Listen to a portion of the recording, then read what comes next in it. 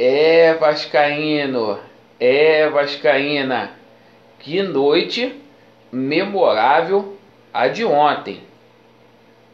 Cheirinho de vitória no Rio Grande do Sul e lá em Minas Gerais, o time da virada, o Vasco da Gama, fez uma partida de superação, uma partida que merece aplausos e que dá moral ao Vasco da Gama para a sequência do Campeonato Brasileiro. O Vasco volta para a zona de classificação da Copa Sul-Americana, está na 13ª colocação com 27 pontos, ali colado com o Botafogo. O Vasco, com esta vitória, abre 8 pontos do Z4. Isto é importantíssimo. O nosso campeonato, num primeiro momento, agora é para a gente permanecer ali na zona de classificação da Copa Sul-Americana, o que é importantíssimo para o Vasco da Gama. O Vasco da Gama é gigante, precisa ser protagonista também em competições internacionais, e mais emblemático do que tudo é a gente voltar a ganhar fora de casa, é a gente voltar a ser Vasco da Gama jogando fora de São Januário. O Vasco consegue a sua 3ª vitória fora. O Vasco, que tinha ganho do Goiás, da Chapecoense, e consegue essa vitória importantíssima frente ao Atlético Mineiro. A 7ª vitória do Vasco no Campeonato Brasileiro, e agora a gente enfrenta a equipe do Santos, e com bastante moral, com psicológico lá em cima, porque a gente virar esta partida da forma como foi é importantíssimo, e com mérito, honraria para o técnico Vanderlei Luxemburgo, dando provas de que técnico vence jogo sim. Esses 3 pontos, o principal jogador do Vasco ontem foi o técnico Vanderlei Luxemburgo, que modificou a equipe como poucos técnicos fazem, com sabedoria, dando provas incontestáveis que ele tem essa equipe do Vasco na mão. Então, eu faço um apelo para você, vascaíno. O Vasco tem um retrospecto muito bom contra o Santos, jogando aqui no Rio de Janeiro, sobretudo no estádio de São Januário. Por favor, compre o seu ingresso, lote, vai a São Januário, leve a sua família, porque você vai ser importantíssimo para o Vasco neste jogo de domingo. Jogo que o Vasco tem totais condições sim de vencer o Santos. A gente precisa voltar a vencer jogando no estádio de São Januário,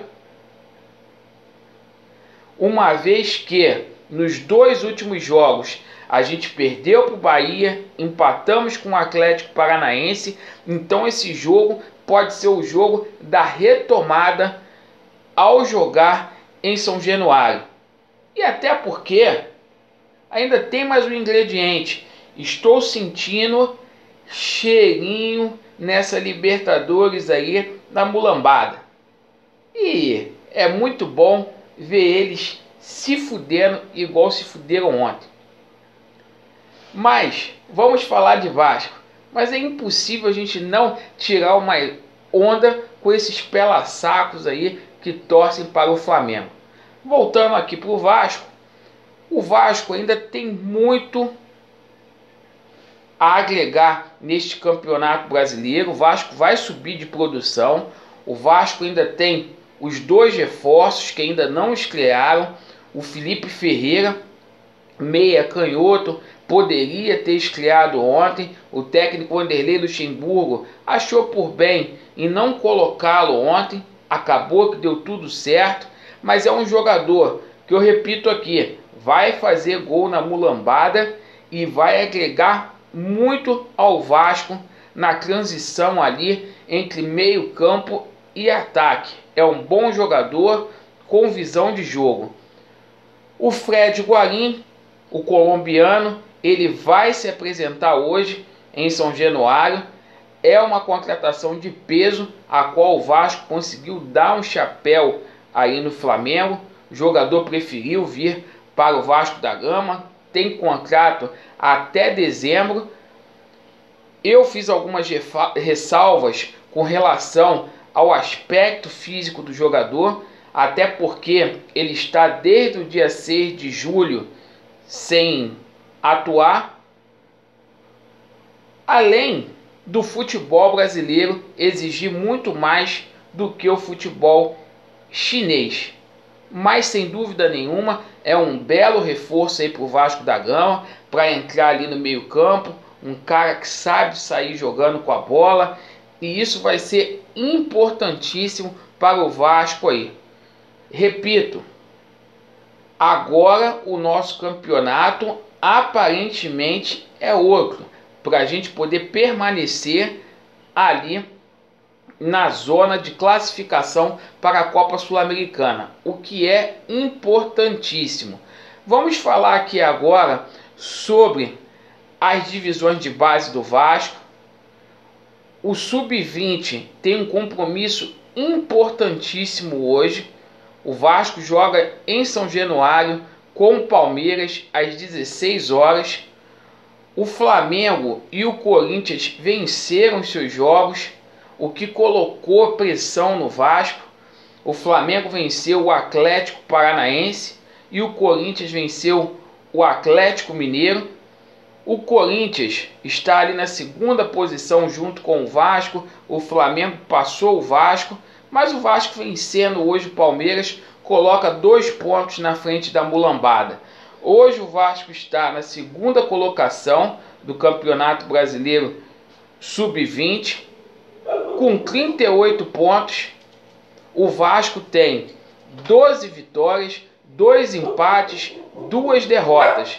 Enquanto isso, o Palmeiras está na quarta colocação com 32 pontos. O Palmeiras tem 10 vitórias, 2 empates e 4 derrotas.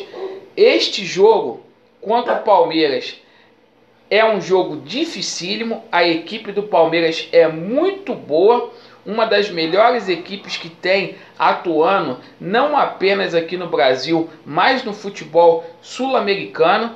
Então o Vasco precisa se comportar bem para poder conseguir esses 3 pontos. O Vasco que está classificado já para as próximas fases aí do Campeonato Brasileiro Sub-20.